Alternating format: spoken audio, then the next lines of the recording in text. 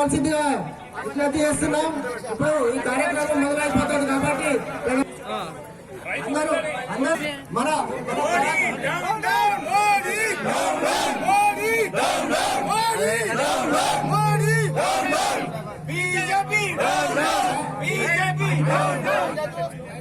జై తెలంగాణ, కేసీఆర్ గారి నాయకత్వం, కేసీఆర్ గారి నాయకత్వం, రామన్న గారి నాయకత్వం.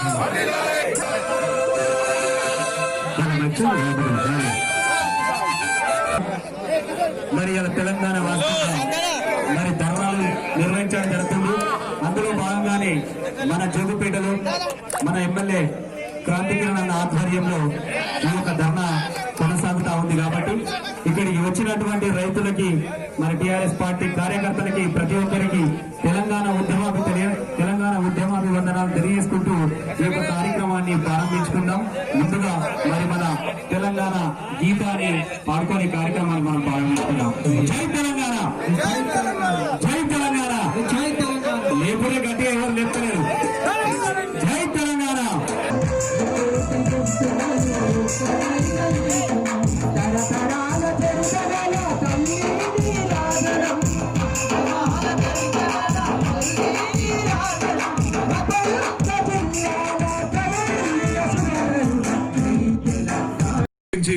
ఎవరైతే కింది స్థాయి కులాల వాళ్ళు ఉన్నారో, తక్కువ భూమి ఉంటుందో, 5 ఎకరాల లోపు ఉంటుందో వాళ్లకు, 10 ఎకరాల లోపు ఉన్న వాళ్లకు ఈ బిల్లు చాలా నష్టదాయకమైందని చెప్పి కూడా మీ అందరికీ నేను తెలియజేసుకుంటూ, మనం కేంద్ర ప్రభుత్వం దీన్ని విరమించుకునేదాకా లేదనుకుంటే ఈ బిల్లులో సవరణలు చేసేదాకా పోరాడాల్సిన అవసరం ఉంది. ప్రతి గ్రామానికి వెళ్లి ప్రతి రైతుకు మనం దీన్ని అర్థమయ్యే విధంగా ఈ చట్టంలో ఏమున్నది అను అండగా ఉండాల్సిన అవసరం ఉంది. ఈనాడు రైతులు ఏదైతే మనందరినీ బతికిస్తున్నారో వాళ్ళందరి బతుకులు ఇప్పుడు ఆపదలో ఉన్నాయనే విషయాన్ని మనం ఈ చట్టం ద్వారా తెలుసుకున్నాం కనుక అందరికీ కూడా ఇంకా వివరించి చెప్పాల్సిన అవసరం ఉందని చెప్పి నేను మీ అందరికీ ఈ సందర్భంగా కోరుకుంటున్నాను. ఎందుకంటే బీజేపీ వాళ్ళు అనుకుంటారు మేమేం చేసినా చెల్లుతుందని అంటారు. వాళ్ళు మేమేం చేసినా దేశం కోసమే అంటారు.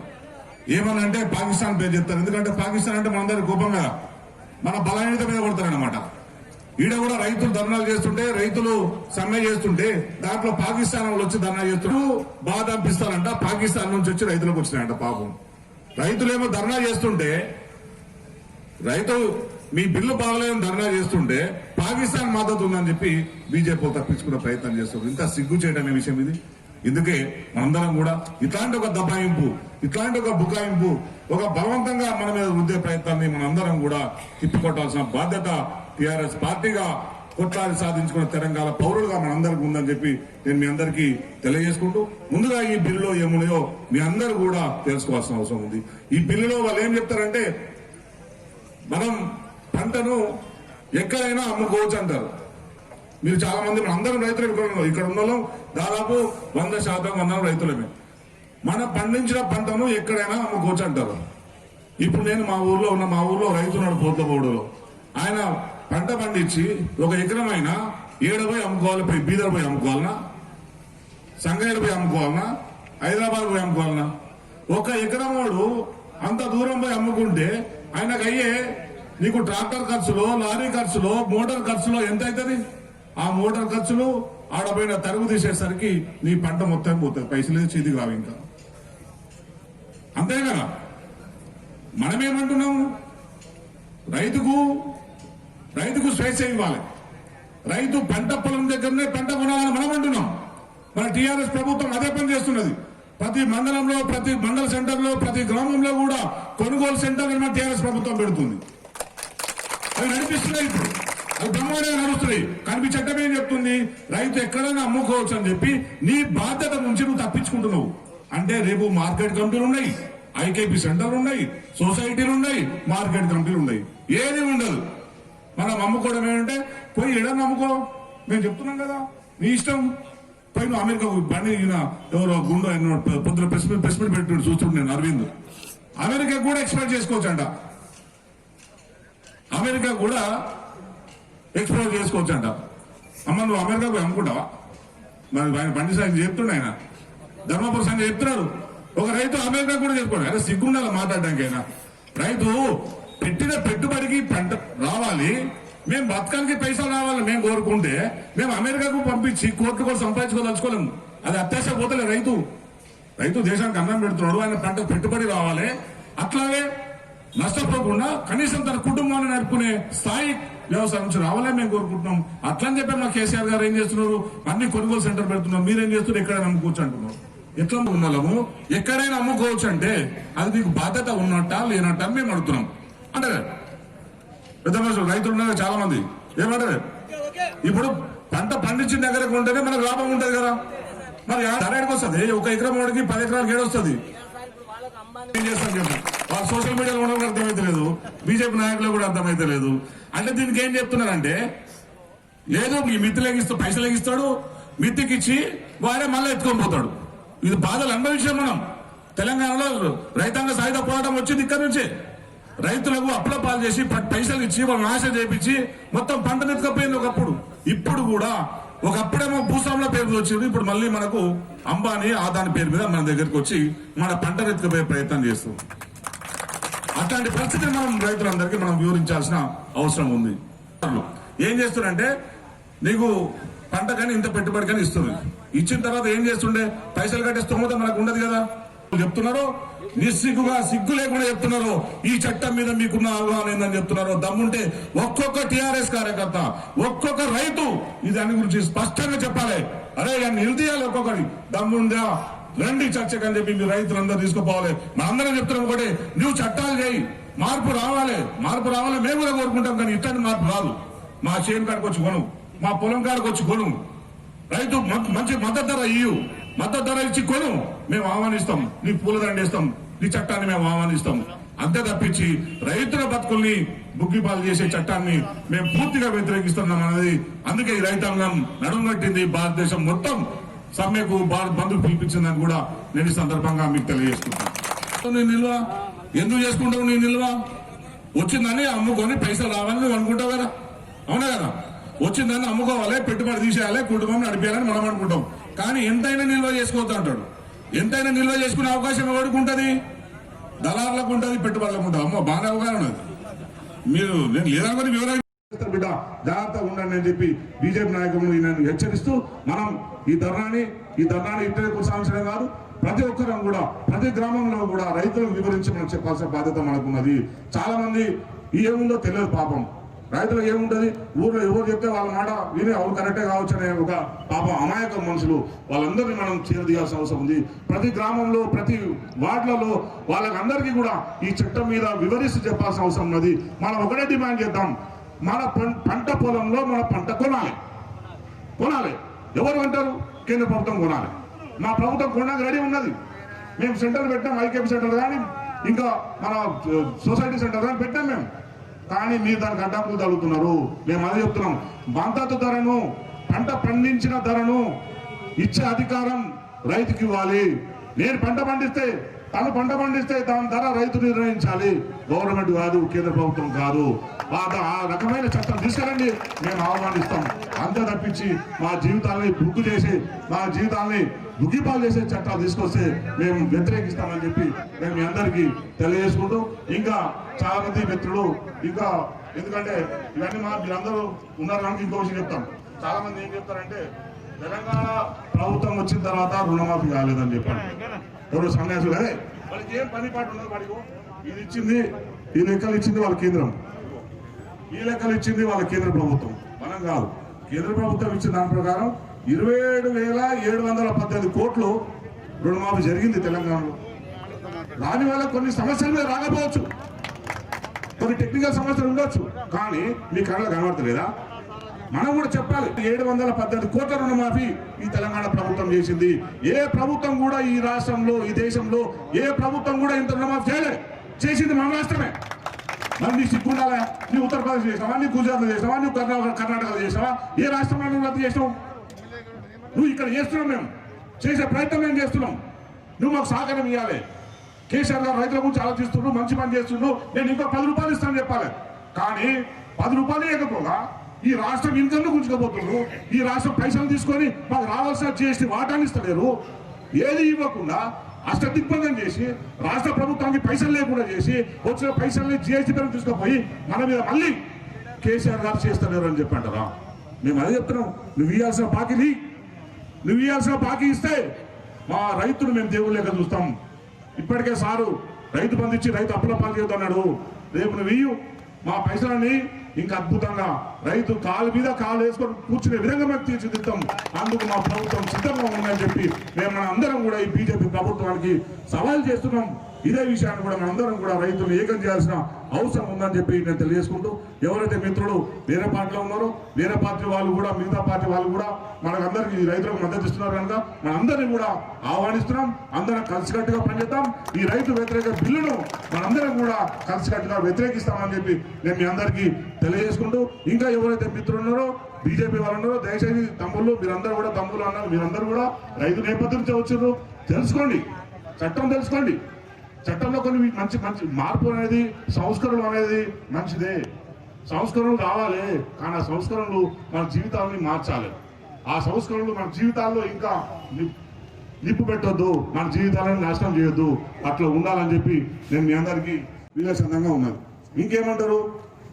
మన రైతులకు ఇన్ని సమస్యలు ఉన్నాయనేది ఇవన్నీ చెప్పేది నిజమే కదా. ఇవన్నీ చెప్తున్నా అదే నువ్వు బాగా అవగాహన ఉంది నీకు. ఇవన్నీ చెప్తుంటే వాళ్ళేమంటారు? మీ ప్రభుత్వం సన్నాలు పెట్టమన్నది సన్నాలకు మద్దతు ధరిస్తలేదు అంటారు. నేను చూపెడతాను మీకు. సన్నాలు పెట్టమన్నది కేసీఆర్ సార్ ఎందుకు పెట్టుకున్నాడు? సన్నాలు పెడితే ధర ఎక్కువ వస్తుంది, చాలా మందికి నీళ్ళు సౌకర్యం వచ్చింది. బియ్యం పెడితే రేషన్ షాప్ లో దొడ్డు బియ్యం ఇస్తున్నాము, ఆ దొడ్డు బియ్యం తీసేసి సన్నా బియ్యం ఇస్తామని చెప్పి సార్ సన్నాలు పెట్టమని చెప్పన్నాడు. ఈ బీజేపీ సన్యాసులు ఏం చేశారు? ఈ సన్న బియ్యం ఇస్తే మా ఉనికి ఉండదని చెప్పి అనుకున్నారు. ఆ బీజేపీ వాళ్ళు ఏం చేశారు? ఒక సర్కులర్ ఇచ్చారు. మేము ఏదైతే రేటు ఫిక్స్ చేసినామో ఇదంతా దయచేసి మన టీఆర్ఎస్ కార్యకర్తలు కానీ మీడియా మిత్రులు కానీ కొంచెం, ఎందుకంటే బీజేపీ వాళ్ళు సన్నాలని తీసుకుంటలేరు, సన్నాలు తీసుకుంటారు. మనకు సమాధానం చెప్పాలి, గట్టి సమాధానం చెప్పాలి. మనం తీసుకోవట్లేదు కాదు, మనం 100% కేంద్ర ప్రభుత్వం ఏం చెప్పిందంటే మేము నిర్ణయించిన ధరకు, మేము ఏ ధరకైతే నిర్ణయించినామో పత్తికి కానీ వరికి కానీ ఆ ధరకు మాత్రమే మీరు కొనాలి. ఒక్క పైసా కొన్నా కూడా మాకు సంబంధం లేదు.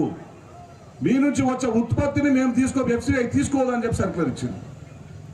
ఇది తప్పేవాడిది, కేంద్ర ప్రభుత్వం కదా. మేమేమో ప్రజలకు అనుకూలంగా ప్రజల దగ్గరకు ఉండాలి. ప్రజలు దొడ్డు బియ్యం ప్రజలందరికీ కూడా పేద ప్రజలకు కూడా మేము సన్న బియ్యాలను మేము ప్రయత్నం చేస్తుంటే, మా కాళేశ్వరం వచ్చిన తర్వాత నీటి సౌకర్యం ఎక్కువ వచ్చిన తర్వాత మా దగ్గర సింగూరు దగ్గర కాలువలు అయిన తర్వాత ఎక్కువ వరిని వేద్దామని చెప్పి మేమందరం ఆశగా ఉంటే నువ్వు మా అందరి ఆశల మీద నీళ్లు చల్లుతున్నది ఈ బీజేపీ ప్రభుత్వం. దీన్ని మనం గట్టిగా నిరసించాలి. ఇది నువ్వు చెప్పు. మేము ఇప్పుడు 1850 ఇస్తున్నాం, మేము అది చెప్తున్నాం. మేము 2500 చేయడానికి ప్రభుత్వం సిద్ధంగా ఉంది. నువ్వు ఇయ్యు సంఘాలకు మేము ఇవ్వడం మా ప్రభుత్వం సిద్ధంగా ఉంది. నువ్వు చెప్పు కేంద్ర ప్రభుత్వం లేదనుకుంటా నువ్వు ఎత్తేసి మీరు ఏ ధర పెట్టుకున్నా మాకు సంబంధం లేదని చెప్పి కేంద్ర ప్రభుత్వం ఇచ్చిన ఈ సరుకులన్నీ విరమించుకోండి. లేకపోతే అది చేత కాదు, ఇది చేత కాదు. ప్రతి ఒక్కరి మీద దబాయింపే. ప్రతి ఒక్కరు చెప్తారు వాళ్ళు చెప్పిందే నిజం, వాళ్ళు చెప్పిందే శాస్త్రం, వాళ్ళు చెప్పిందే కరెక్ట్. వాళ్ళు పుట్టినప్పుడే దేవుడు పుట్టిండు, లేకపోతే దేవుడు పుట్టలేడు. వాడు పుట్టినప్పుడే రాముడు పుట్టలేడు. రాముడు మనకు తెలియదా మనకు? ప్రతిది కదా అంటారు. అంటే మతం అంటారు, అంటే కులం అంటారు. ఇదా నేను అది చెప్తున్నా. ఇక్కడ ఉన్న అందరం కూడా హిందువులమే, ఇక్కడ ఉన్న అందరం కూడా మా మతాన్ని పాటిస్తాం. మీకు సిగ్గు లేదా? మరి ఇంతమంది నువ్వు మోసం చేస్తున్నావు, నువ్వు సిగ్గు లేదా? బుద్ధి ఉండాలి కదా. ఇంతమంది ప్రజలు మోసం చేస్తున్నావు, ఇంత జ్ఞానం ఉండాలిగా, ఆలోచించడానికి ఉండాలి కదా. చేస్తున్న ప్రభుత్వానికి కాలు కింద కట్టెలు పెట్టి, కాళ్ళ మధ్యలో కట్టెలు పెట్టి నువ్వు ఇబ్బందులు పాల్చేస్తూ నువ్వు కూడా ఇబ్బందులు చేస్తున్నావు కనుక మేము చట్టాన్ని వ్యతిరేకించాలని చెప్పి కేసీఆర్ గారు నిర్ణయించారు. మనం కూడా దీన్ని పూర్తి స్థాయి మద్దతుగా పోవాలని చెప్పి మనం ఇంకా ముందుకు పోవాల్సిన అవసరం ఉందని చెప్పి నేను మీ అందరికి తెలియజేసుకుంటూ, మన పార్టీ కార్యకర్తలు కానీ రైతులు కానీ బీజేపీ వాళ్ళు చేస్తున్న విమర్శలకు గట్టి విమర్శలు చేయండి. ఎవరికేం తగ్గాల్సిన అవసరం లేదు. నిన్న మన ఓడిపోయిన ఎమ్మెల్యే గారు కొడుకు ఏదో గ్రూపులో పెట్టిండు. మీకు ఎవరికైనా అవగాహన ఉందా చట్టం మీద అంటే అందులో అంత సన్యాసమా? ఆయన పెట్టిండు. మీకు ఎవరికైనా దీనికి అవగాహన ఉందని పెట్టిండు ఆయన. అంటే అందులో అంత సన్యాసులే కనిపిస్తున్నామా నీకు? మాకేం చదువు రాదు, నీ ఒక్కడికి చదువు వస్తుంది, అందుకే మేము సందేశం కనిపిస్తున్నామా? బిడ్డ జాగ్రత్తగా మాట్లాడండి, ఎవడైనా సరే చట్టం మీద మాట్లాడు, సబ్జెక్ట్ మీద మాట్లాడు. మేము అదే చెప్తున్నాం, రండి దమ్ముంటే. బీజేపీ నాయకుడు ఎవడున్నాడో, బాబు వస్తాడా, ఆయన కొడుకు వస్తాడా, ఇంకోటి వస్తాడా, రండి మాట్లాడదాం, సబ్జెక్ట్ మీద మాట్లాడదాం. అంతే తప్పించి అడ్డమైన వెకిలి మాటలు, వెకిలి చేష్టలు, వెకిలి పోస్టులు పెట్టి మమ్మల్ని అనవసరం రెచ్చగొడితే బిడ్డ దానికి తగిన శాస్త్రం మీకు ఉంటుంది. ఎవరినే వదిలేం మేము. మాకు కూడా తెలుసు ఎట్లా సమాధానం చెప్పాలో, ఎట్లా ఏం చేయాలో మాకు కూడా తెలుసు. మేము సిస్టమేటిక్గా ఉంటున్నాం, ప్రభుత్వంతో ఉంటున్నాం. కొంత మీరు హైదరాబాద్ లో ఎంత రెచ్చగొట్టినా కూడా మేము సహనంతో ఉన్నాం. నువ్వు పేరు చేస్తానా, సర్జికల్ చేస్తానా కూడా, సర్జికల్ స్ట్రైక్ చేస్తానా కూడా మా టీఆర్ఎస్ పార్టీ సహనంతో ఉన్నది, మా కార్యకర్తలు సహనంతో ఉన్నారు. ఇప్పటికీ మేము సహనంతో ఉన్నాం. ఇప్పటి కూడా శాంతియుతంగా మేము ఈ చట్టాన్ని వ్యతిరేకిస్తున్నాం, చట్టాన్ని మార్పులో కోరుకుంటాం కనుక అదే రకంగా మేము పోరాడతాం. కానీ బిడ్డ మీరు ఎక్కువ అవాజ్ చేస్తే, మీరు ఏదో సర్జికల్ స్ట్రైక్ చేస్తానో చూడు, మళ్ళీ మీకు రివర్స్ సర్జికల్ స్ట్రైక్ చేయడానికి మేమంతా రెడీ ఉన్నామని చెప్పి కూడా రెడీ ఉన్నాం. రైతులందరూ రెడీ ఉన్నారు, రైతులు నాళాలు పట్టుకున్నారు, మీ మీద సర్జికల్ చేస్తారు. వీడు అది చెప్తాడు, ఏడుకి వస్తాయి విమానం, ఏడుకి వస్తుంది, రైతు కూడా వస్తుంది. నీకు ధర ఏడుకి వస్తుంది, 1 ఎకరం వాడికి 10 ఎకరాలకు ఏడు వస్తుంది. వాళ్ళకి పనికి వస్తుంది. బాగా అర్థమైంది, నీకు అర్థమైతే బీజేపీకి అర్థం కాలేదు. ఏం చేస్తాను చెప్పి వాళ్ళు సోషల్ మీడియాలో కూడా అర్థమైతే లేదు, బీజేపీ నాయకులు కూడా అర్థమైతే లేదు. అంటే దీనికి లేదు, మళ్ళీ రైతు కొనుక్కోవచ్చు, కొనడానికి ఎవరైనా వచ్చి ఎక్కడైనా కొనవచ్చు అని చెప్తారు. అంటే ఎవరైనా వచ్చి ఎక్కడైనా కొనవచ్చు. మళ్ళీ దీనికి ఎందుకంటే వాడు పెద్ద కంపెనీలకు నీకు లైసెన్స్ ఆశించినట్టు లెక్క. ఇప్పుడు నీ పంట పండించింది నువ్వు బిడ్డ తీసుకోకపోతే ఎక్కువ పైసలు అయితే అనుకుంటావు కదా, ఆగిపోతావు కదా. దానికి ఒకటి మళ్ళీ ఏం చెప్పిండు, ఎవరైనా కొనవచ్చు, వాడే వస్తాడు నీకు పైసలు ఇస్తాడు. పూర్వం ఉంటే చూడు మిత్తులకి ఇస్తుండే, మన భూమి కోసం మిత్తులకి ఇస్తుండేనా, పంట నాగా ఎక్కకపోతుండే. అంటే మళ్ళీ ఆ పద్ధతి రాబోతుంది అన్నమాట. వాడే వస్తాడు, నీకు మిత్తులకి ఇస్తాడు, పైసలకి ఇస్తాడు, మిత్తికి ఇచ్చి వాడే మళ్ళీ ఎత్తుకొని పోతాడు. ఇది బాధలు అనుభవించాం మనం. తెలంగాణలో రైతాంగ సాయుధ పోరాటం వచ్చింది ఇక్కడ నుంచే. రైతులకు అప్పుల పాలు చేసి పైసలు ఇచ్చి వాళ్ళని ఆశ చేపించి మొత్తం పంట ఎత్తుకపోయింది ఒకప్పుడు. ఇప్పుడు కూడా ఒకప్పుడేమో భూస్వాముల పేరు మీద వచ్చింది, ఇప్పుడు మళ్ళీ మనకు అంబానీ ఆదాని పేరు మీద మన దగ్గరికి వచ్చి మన పంట ఎత్తుకపోయే ప్రయత్నం చేస్తాం. అట్లాంటి పరిస్థితిని మనం రైతులందరికీ మనం వివరించాల్సిన అవసరం ఉంది. ఇంకా ఏమంటారు, మనం ఇంతకుముందు మన ఊర్లలో షేట్ ఉంటుంది, దయచేసి మన దగ్గర ఉంటే బాధపడొద్దు. అంటే జరుగుతున్న వాస్తవాన్ని మేము అవ్వద్దు, ఎవరికి వ్యతిరేకం కాదు. అంటే షేట్ అంటే మీరు కాదు, చిన్న వాళ్ళు కాదు, పెద్ద బడ వ్యాపారులు ఏం చేస్తున్నారంటే, నీకు పంట కానీ ఇంత పెట్టుబడి కానీ ఇస్తుంది. ఇచ్చిన తర్వాత ఏం చేస్తుండే, పైసలు కట్టే స్తోమత మనకు ఉండదు కదా. 1000 రూపాయల క్వింటల్ అంటే వాడేమంటాడు, 800 అయితే కొంటా, లేకపోతే కొనా అన్నారా లేదా? అలా కూడా అదే మనం అనుభవించబోతున్నాం.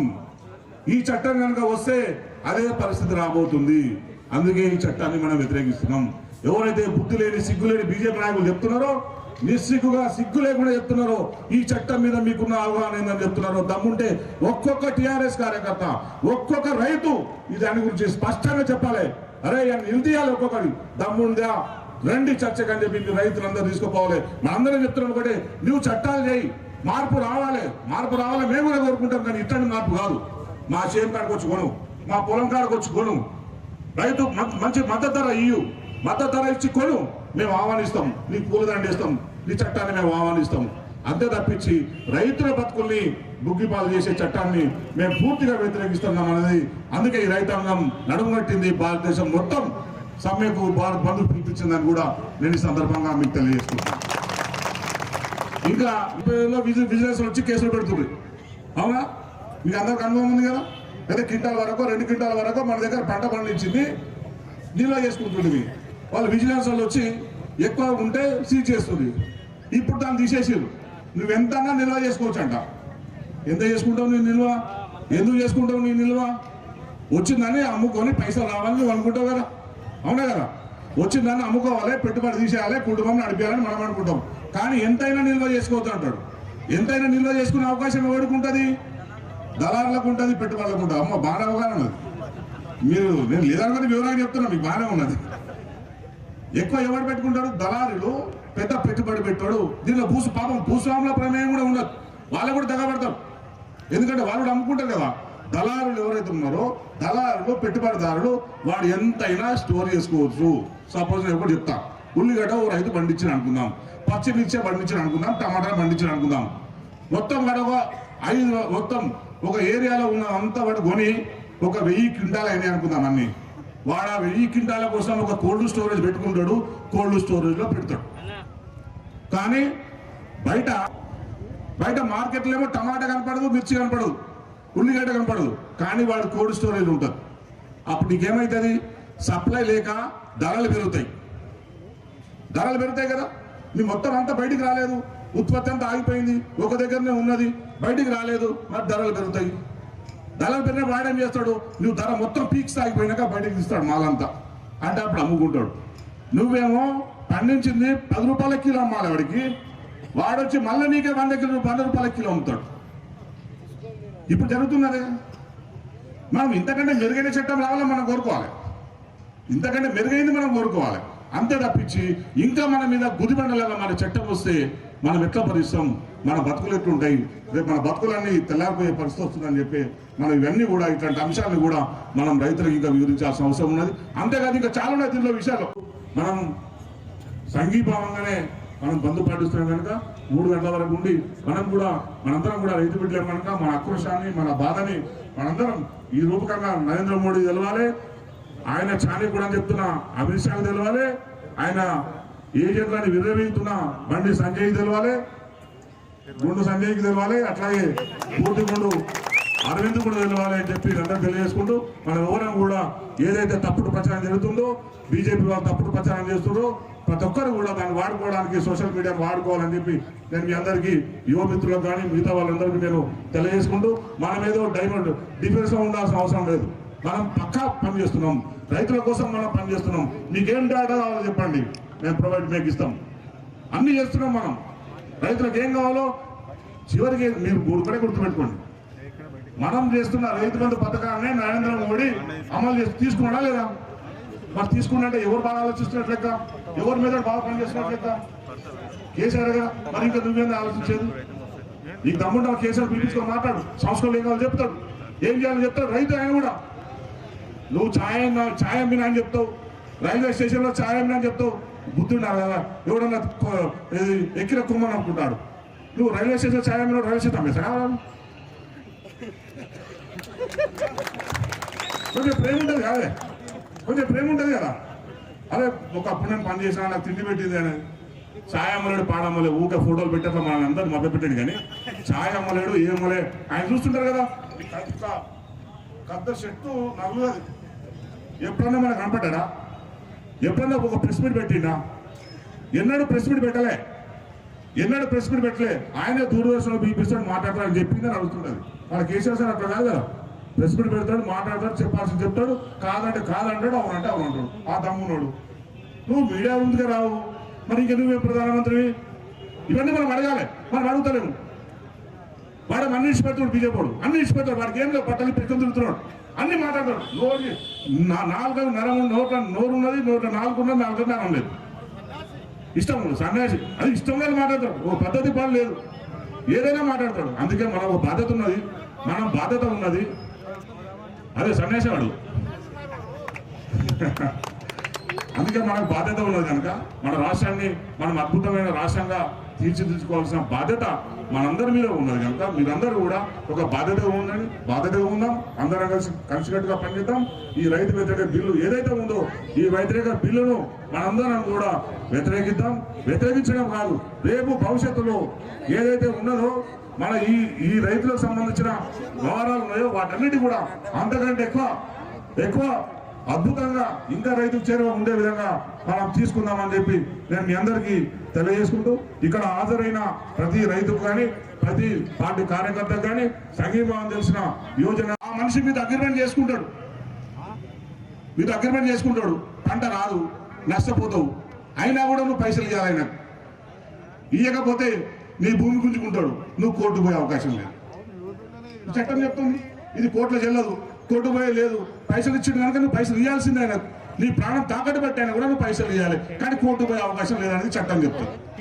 సో ఇట్లాంటి అనేకమైన ఈ చట్టం కానీ మన తెలంగాణ ప్రభుత్వం ఏం చేస్తుంది?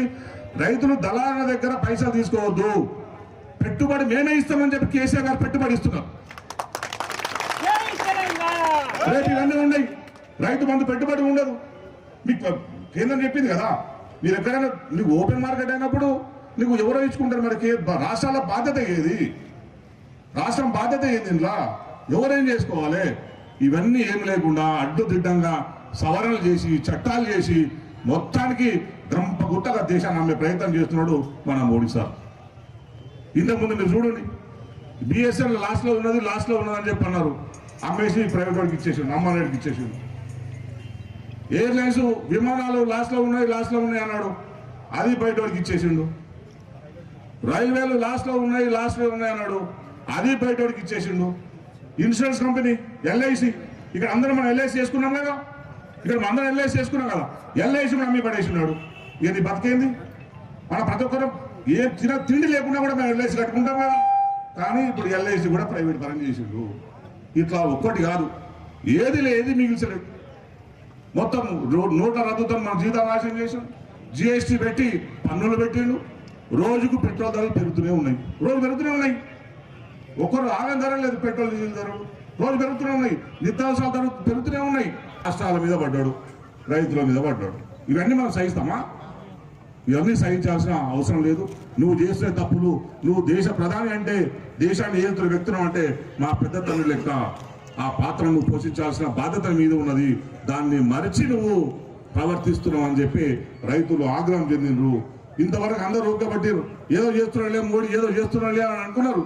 కానీ ఏది చేయకపోగా ఇవన్నీ మన జీవితాలని మొత్తం నాశనం చేసే పరిస్థితిని మన మోడీ తీసుకొచ్చింది. కనుక ఈ బిల్లును వెనక్కి తీసుకుపోవాలి, వెనక్కి మొత్తానికి పంపించేంత వరకు మనం ఈ పోరాటం ఆపేది లేదని చెప్పి నేను తెలియజేసుకుంటూ, ఈ పోరాటాన్ని ఎవరో పంజాబ్లో మొదలు పెట్టారు.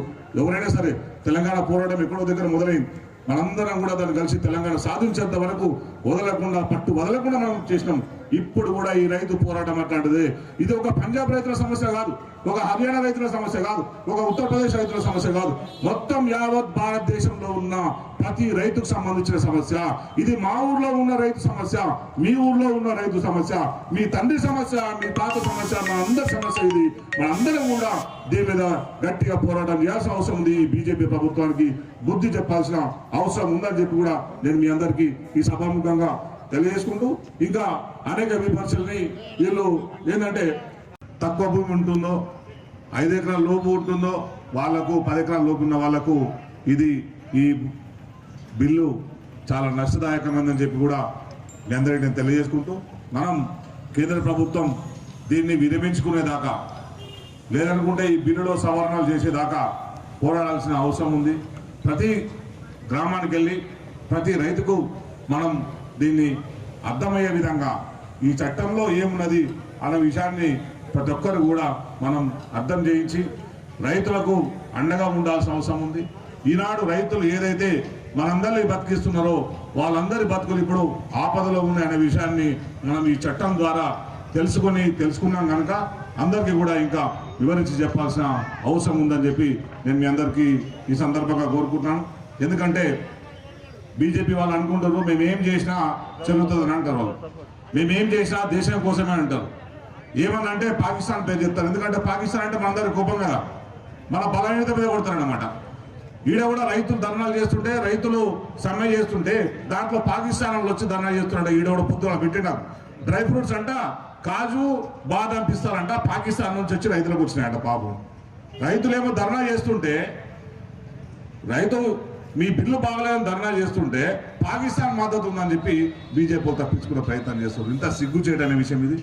ఇందుకే మనందరం కూడా ఇట్లాంటి ఒక దబాయింపు, ఇట్లాంటి ఒక బుకాయింపు, ఒక బలవంతంగా మన మీద రుద్దే ప్రయత్నాన్ని మనందరం కూడా తిప్పికొట్టాల్సిన బాధ్యత తెలియజేసుకుంటూ, ముందుగా ఈ బిల్లులో ఏమున్నాయో మీ అందరూ కూడా తెలుసుకోవాల్సిన అవసరం ఉంది. ఈ బిల్లులో వాళ్ళు ఏం చెప్తారంటే, మనం పంటను ఎక్కడైనా అమ్ముకోవచ్చు అంటారు. మీరు చాలా మంది అందరం రైతులు ఇక్కడ ఉన్న దాదాపు 100% రైతులమే. మనం పండించిన పంటను ఎక్కడైనా అమ్ముకోవచ్చు అంటారు. ఇప్పుడు నేను మా ఊర్లో రైతున్నాడు పోతబోడులో, ఆయన పంట పండించి 1 ఎకరం అయినా ఏడబోయి అమ్ముకోవాలి, బీదర్ పోయి అమ్ముకోవాలన్నా, సంగారెడ్డి పోయి అమ్ముకోవాలన్నా, హైదరాబాద్ పోయి అమ్ముకోవాలన్నా. 1 ఎకరం వాడు అంత దూరం పోయి అమ్ముకుంటే ఆయనకు అయ్యే నీకు ట్రాక్టర్ ఖర్చులో, లారీ ఖర్చులో, మోటార్ ఖర్చులో ఎంత అవుతుంది? ఆ మోటార్ ఖర్చులు ఆడపోయిన తరుగు తీసేసరికి నీ పంట మొత్తం పోతుంది, పైసలు చేతికి రావు. ఇంకా అంతే కదా. మనమేమంటున్నాము, రైతుకు స్వేచ్ఛ ఇవ్వాలి. రైతు పంట పొలం దగ్గరనే పంట కొనాలని మనం అంటున్నాం. మన టీఆర్ఎస్ ప్రభుత్వం అదే పని చేస్తున్నది. ప్రతి మండలంలో, ప్రతి మండల సెంటర్లో, ప్రతి గ్రామంలో కూడా కొనుగోలు సెంటర్ మన టీఆర్ఎస్ ప్రభుత్వం పెడుతుంది. అవి నడిపిస్తున్నాయి. ఇప్పుడు అవి బ్రహ్మాండంగా నడుస్తున్నాయి. కానీ మీ చట్టం ఏం చెప్తుంది? రైతు ఎక్కడైనా అమ్ముకోవచ్చు అని చెప్పి నీ బాధ్యత నుంచి నువ్వు తప్పించుకుంటున్నావు.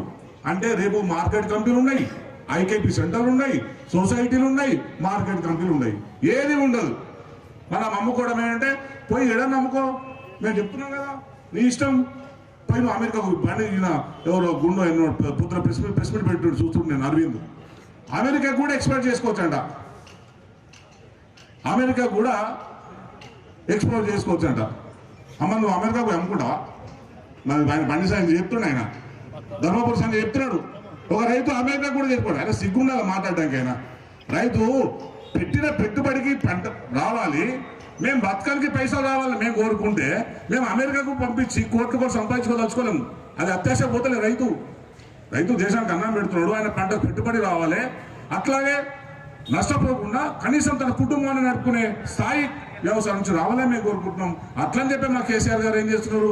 అన్ని కొనుగోలు సెంటర్ పెడుతున్నారు. మీరేం చేస్తున్నారు? ఎక్కడైనా అమ్ముకోవచ్చు అంటున్నారు. ఎట్లా అనుకుంటాం? ఎక్కడైనా పోయి అంటే దిక్కు దివానం లేకుండా మేమందరం రైతుల మీద బాధ్యతగా ఉన్నాము. ఎక్కడైనా అమ్ముకోవచ్చు అంటే అది మీకు బాధ్యత ఉన్నట్ట లేనట్ట అని మేము అడుగుతున్నాం. అదే మనం రైతులకు మనం చెప్పాలి. ఎవరైనా మనకు కావాల్సింది నేను పంట వేసిన దగ్గరనే కొనాలి కదా. ఏమంటారు?